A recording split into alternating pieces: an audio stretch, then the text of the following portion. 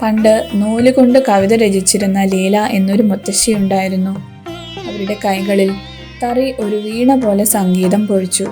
എന്നാൽ പ്രായം അവരുടെ കണ്ണിന്റെ തെളിച്ചം കെടുത്തിയപ്പോൾ ആത്മവിശ്വാസം എന്ന നൂലിഴ പൊട്ടിപ്പോയി. വിജയദശമിക്ക് ദേവിക്ക് ചാർത്താനുള്ള പട്ട് നെയ്യാൻ അവർ ഭയന്നു. നവരാത്രിയുടെ 9 ദിനങ്ങളും കടന്നുപോയി.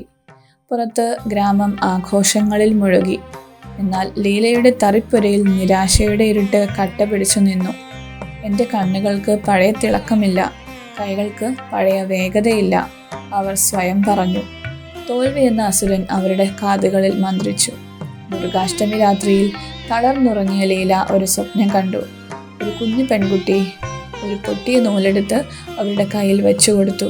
മുത്തശ്ശി, നൂലുകൾ പൊട്ടും, പക്ഷെ സ്നേഹം കൊണ്ട് വീണ്ടും കെട്ടാമല്ലോ, ആ കുട്ടി മധുരമായി പറഞ്ഞു. വിജയദശമി പുലരിയിൽ ലീല ഉണർന്നത് പുതിയൊരു പ്രകാശത്തോടെയാണ്. സ്വപ്നത്തിലെ വാക്കുകൾ അവരുടെ ഹൃദയത്തിൽ നിറഞ്ഞു. വിറയ്ക്കുന്ന കൈകളോടെ അവർ തറിയുടെ മുന്നിലിരുന്നു. കണ്ണുകളെ അല്ല, തൻ്റെ ഹൃദയത്തെ അവർ വഴികാട്ടിയാക്കി. സന്ധ്യ ആയപ്പോൾ ആ ദിവ്യവസ്ത്രം പൂർത്തിയായി.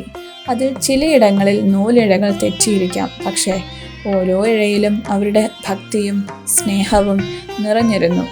അത് വെറും ഒരു പട്ടായിരുന്നില്ല, തോൽക്കാൻ തയ്യാറാവാത്ത മനസ്സിൻ്റെ വിജയമായിരുന്നു. അന്ന് ഗ്രാമവാസികൾ ആ വസ്ത്രം ദേവിക്ക് ചാർത്തിയപ്പോൾ അതിനൊരു പ്രത്യേക തിളക്കമുണ്ടായിരുന്നു. ലീല ഒരു വലിയ സത്യം തിരിച്ചറിഞ്ഞു.